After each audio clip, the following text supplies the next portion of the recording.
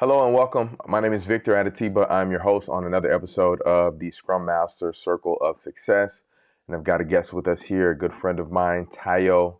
How are you doing today, Tayo? I'm good, man. How about yourself? Doing well, doing well. We really just like to take an opportunity to highlight people who have had success going through the program and kind of changing careers over from, professionals into working as a Scrum Master kind of in the IT space. And so just want to talk to you a little bit about what your career has been like, what your trajectory has been, and kind of where you are now and some of the great things that you're doing. So, welcome to the show. And I'd like to start with what when you first got into IT, what were you doing? So when I first got into IT, I was fixing computers. I mean, that was my job is to take laptops or desktops and to make sure that they was running again. So that was my sole job. Sure, sure. And so, how did you enjoy that? Actually enjoyed it pretty much. I really thought that this was my end all be all career. It was one of my favorite things to do because I love to fix computers. So I did enjoy it. Sure. So you had a lot of hands-on experience, and you enjoyed that hands-on piece of it. How many years did you work in? We'll call it IT support or help desk. Oof, oh man, at least 10 years. I say Oh at least wow, 10 years. wow, good stuff. And so, in that 10 years, I guess what was the highest salary that you had earned working your way up through the ranks? Actually, 65. 55K. Where did you start at? What I was the started lowest? off $13 an hour, Okay, so and 26K. yeah, thirteen All right, dollars an hour to 55K. sure. So as someone who's transitioning over from a role in, so as someone transitioning from that side of IT or technology, what are some of the skills that you kind of harnessed to help make you successful in your transition to a career as a Scrum Master? So for me, always helping people is one of the things that I definitely had to do as a PC technician. I mean, it was Hmm. my job to help people, to go to different teams, even to help everybody. So I was the person that if someone needed some help with something to fix it, or to arrange some things, or to get certain PCs or anything like, they came to me. So that was my job, is to be the Mr. Fix It. So Sure. for me, it Go was ahead. a natural. It was a natural transition for you. Mhm. So, when you're making the transition into Scrum, like what were some of the things that you were, I guess, concerned with about whether or not maybe you had the skill set or you had the knowledge or the information to successfully make that transition? So I was a little nervous about, I thought that I had to be a developer.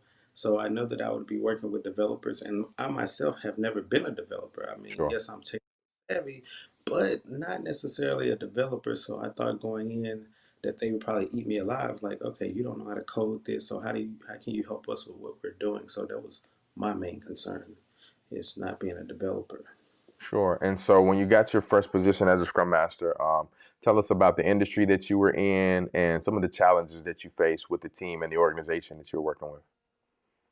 So for me, it was coming into a mortgage company, so to speak. So for me, for one, I didn't have any mortgage experience. So I'm like, okay, that's one. I'm not a developer, so that's another thing. And coming into my first role, it was definitely a different experience because for me, I knew most of everything, per my industry. Like, I mean, people ask me questions. So now going into a new industry, I definitely had to ask questions. I had to find out what I didn't know, because coming from knowing most of everything to what you don't know, it's a different experience. I'll tell you that. Sure. I think that, I mean, isn't that kind of the same with any industry, even just moving from one job to another job, even if you're kind of in the same role? Every organization has its own specific way of doing, we'll say, like imaging laptops or deploying machines to new hires or doing inventory. And so there is a certain, like, kind of ramp up period that you have to go through through each organization. So after you had been at this mortgage company for a while, did you find that some of your concerns were actually founded, or did you see that maybe you were just kind of overreacting a little bit? So I think it was more of an overreaction because when I got in, people were very helpful. They didn't make me feel like, oh, he doesn't know what he's doing. Please let's get somebody else. I really felt like people were helpful.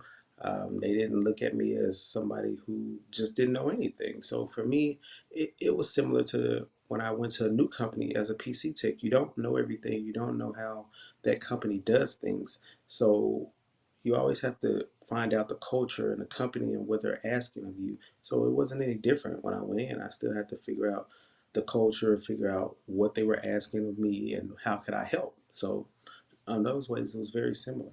Sure. So, even though you had kind of been through a program that taught you a significant amount about Scrum, you have been through a certification class and picked up a certification or two about being a Scrum Master, and so you understood how it worked, and you even started implementing some of these things in your previous roles and at your job. Despite all that, just knowing about the industry was still something that you had to learn about, and the company was welcomed you kind of with open arms. Did they understand that you never worked in the finance industry before, and help you through that process because of that? Yes, so for them, they actually welcomed the fact that I had never been in the industry because they said that I could bring fresh new pair of eyes to the situations that were going on. So for me, that was a plus as well. So sometimes when you get into these organizations, um, they don't want somebody who knows everything, So to come in from the outside looking in or a brand new fresh pair of eyes, they do love that because you can look at things from a different perspective that the people inside the company are not looking at. Sure. So now you've been working as a Scrum Master for several years. I guess what would you say is the most rewarding or the most exciting part about working as a Scrum Master? So to be able to help a team get out some software that they set out to to get out is actually very rewarding. To be able to help a team come together when you first got to this team, there was lack of communication, software was not being delivered, things like that. So for me, it's very rewarding to know that I came to a team and I was able to help them be the best that they could be. Sure. What was your and I mean, if you can remember, what would you say is kind of like your fondest memory of working on a team and maybe connecting with a developer or a product owner that kind of has really stuck with you throughout your career in this agile space? Hmm. Let me see. So I was working at an insurance company, I'll say, and we actually didn't have a product owner for the first few months, and Mm, so that was definitely a challenge in itself.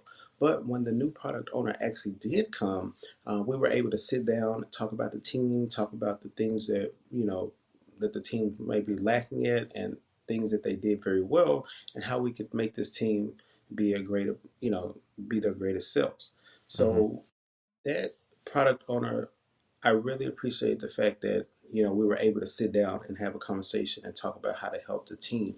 And for me, that was a wonderful experience. I never had a chance to sit down with a person and map out how we were actually going to help out a team, then implement these things, then see that these things worked and the team thrived. Like this was a very wonderful experience for myself to be able to do that. Sure. Kind of in my experience, sometimes product owners can be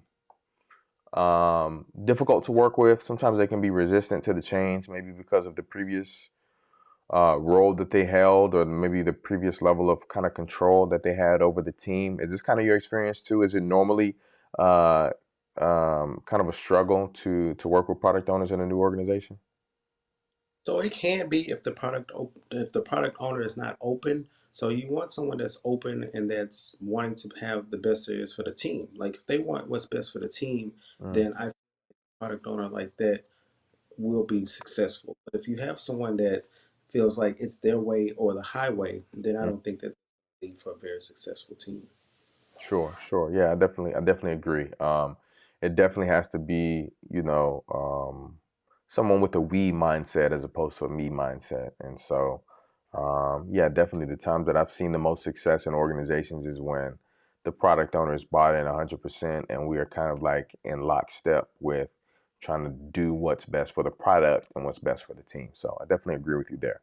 So Tayo, tell me, we'll shift a little bit to talking about, the program. So tell me about kind of the relationships that you were able to make in the program and kind of what you were able to learn and how that's helped you in your career as a Scrum Master. So I've had a chance to meet people who have never been Scrum Masters and people that have been in Scrum Masters in the industry for a while. I've had a chance to collaborate, to work with these individuals, to lean on them for help. Like I never felt alone in the program. If I needed some help, or if I needed some advice, or if I had a problem that I had issues with, I was able to come to somebody in a group and talk to them. Because the thing is, we all have our different experiences when it comes up to working in an organization. Like what what you're doing in your organization might actually help me in mine.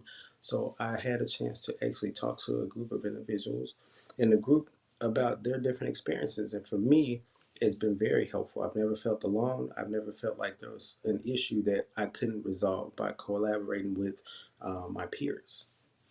Yeah, that's one of the things that's really great about the group is like when I started this journey, there wasn't, or at least I didn't have access to a community of people with kind of shared experiences as me that I could have conversations with, that I could talk about, kind of what happened at work this week and bounce ideas off of. And so just kind of being able to be in a community of over 100 people now is really invaluable and can kind of give you that courage to continue to press on in the face of adversity when you're working in a difficult organization or with a difficult team or with difficult stakeholders. So yeah, the community is definitely something that we absolutely pride ourselves in. If you had someone who was maybe thinking about joining the program or kind of on the fence about it, what advice would you give to them? What would you say to them? I would say just go for it. I mean, you have a place where you're not alone. You're able to lean on your counterparts, your friends, your teammates for help. And this is just like this in an organization. You should be able to come to your teammates for help. And for this is something where I feel like if I had any question, any problem, any situation that I'm not 100% sure of, I can lean on the group to kind of give me guidance on what would help my organization or help me and helping my team be the best that they can be. Sure, sure. Um, what would you say is the most difficult part about the program in this process? Hmm.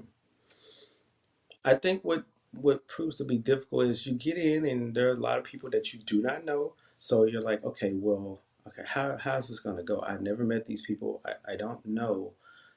So how is this gonna work? But once you get in, you see that the people, there are people in there just like you at different levels, people that just began, people that know more than you. So it's a great experience to be able to talk to different levels of people. I can talk to somebody like, hey, I just entered the program, I share it, and they can relate to that. Or you can relate to somebody who you know where you aspire to be, and this person can also help you if you have any issues. They've gone through it before, so that helps you be a little more comfortable, I feel.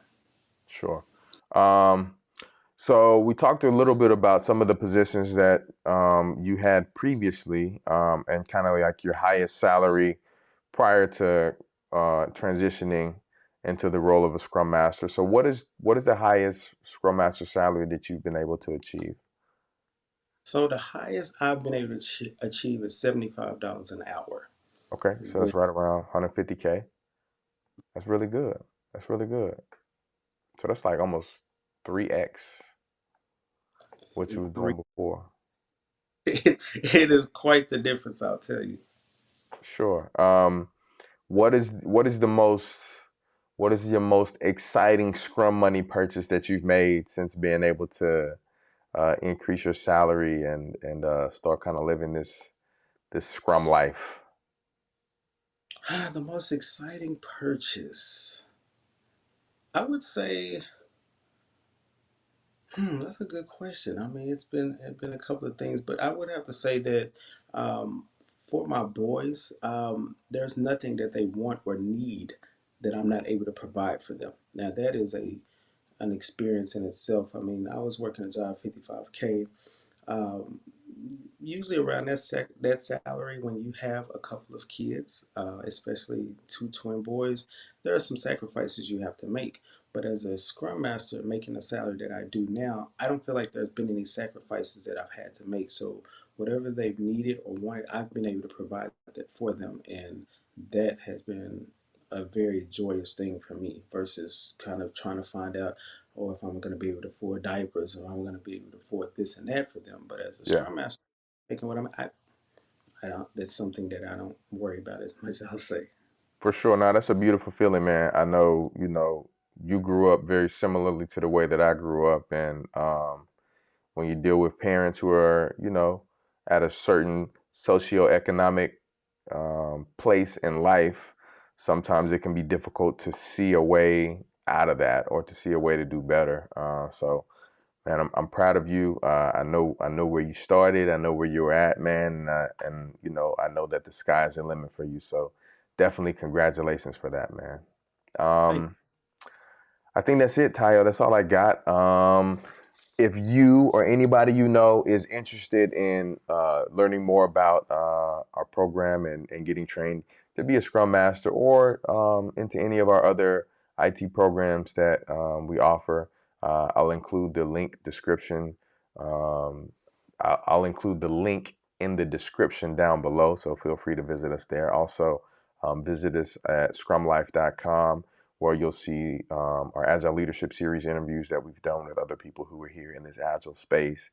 And you can also watch our Scrum Master Circle of Success series, where you can see other Scrum Masters and people who have gone through some of our programs and are now kind of working successfully in this space. So, with that, I'll say peace. You guys have a wonderful evening. Thanks again for your time, Tayo. All right. Thank you.